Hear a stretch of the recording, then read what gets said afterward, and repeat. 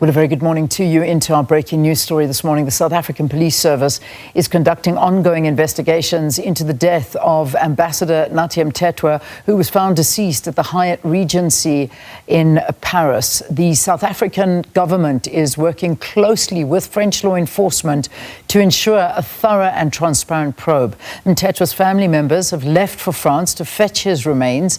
SABC News correspondent William Denselow, who is in Paris, has the latest updates for us. William, good morning to you. Talk to us about what you have learnt overnight and the latest on the story.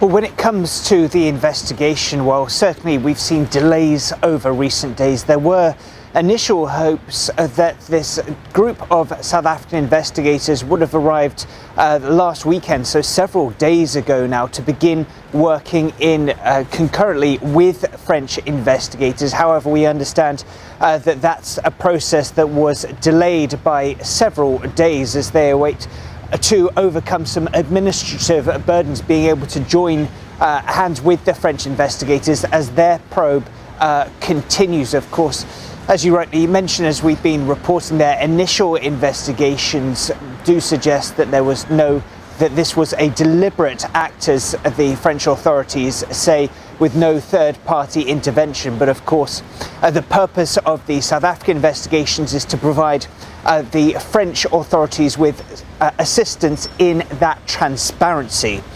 As that continues to rumble on in the background, as you rightly mentioned, for the families and for Dr. Buthelezi, the family spokesperson, he has continuously reiterated that the focus for them has been on the fetching of the spirit, the repatriation.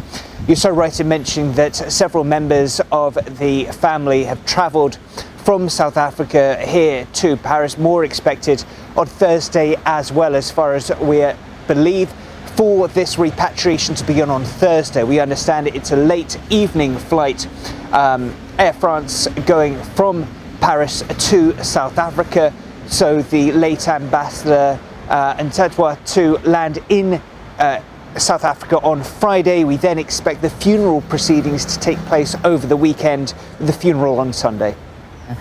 There's a lot of disinformation about this, William, and I know that what the family has asked for is that we stick to the facts, and that's what's most important. It's not only the family, I think it's both the officials here in South Africa and in Paris asking for the same. But when are we expecting the final result into the autopsy and also into the latest investigations by Paris police? Because even news of the cell phone that was supposedly discarded was not accurate. Perhaps you can fill us in on this.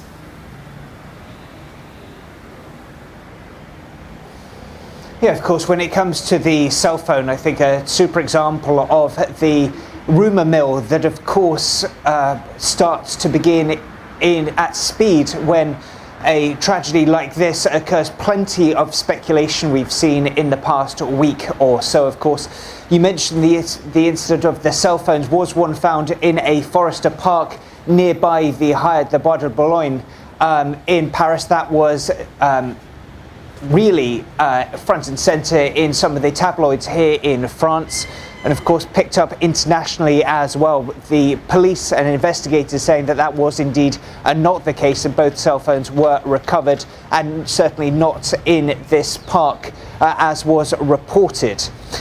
So when it comes to the investigation, what we do know, with things very much happening in the background, French authorities very keen to keep things under wraps until more concrete information is recovered.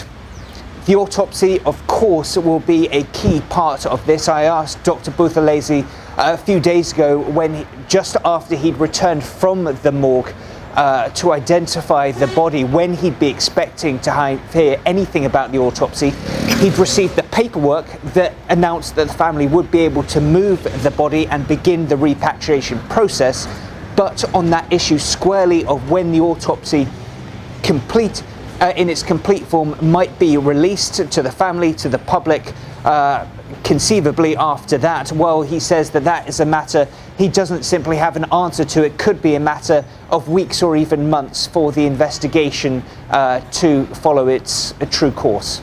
Just, William, before I let you go, I know that South Africa had said they were sending quite a few authorities to work alongside the police in France. It was then decided that one would go ahead and they would assist and also receive updates from them.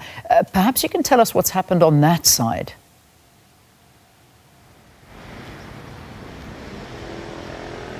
Absolutely. Well, very little from the French authorities in terms of how that coordination will exactly manifest, but certainly this is seen as an effort to boost that transparency that they've talked about for several days. How can the communication be improved, trying to be that link between family members, of course, and the investigation that continues. The French certainly have had that head start. They know how things work here in France, so they'll be very much taking a prominent role when it comes to all of this, but it's certainly interesting when the South African investigators really begin their work in earnest, see what they can provide that the French to assist with this investigation, considering these seasoned professionals. There's been plenty of goodwill, plenty of positive feedback we've been hearing from the family about how the French have been conducting this investigation, how thoroughly they've been providing updates, things to that nature. So very interesting to see how these two sides will coordinate. But of course there was that setback over the weekend. There was the hopes that the 5 members of the team would be able to begin as early as a few days ago, but that was derailed. So certainly not an ideal start from an administrative point, but very interesting to see how these teams will begin to work together in the coming days. All right, William, we'll leave it there. Thanks to our correspondent in Paris, William Denselow, bringing us the latest on the story.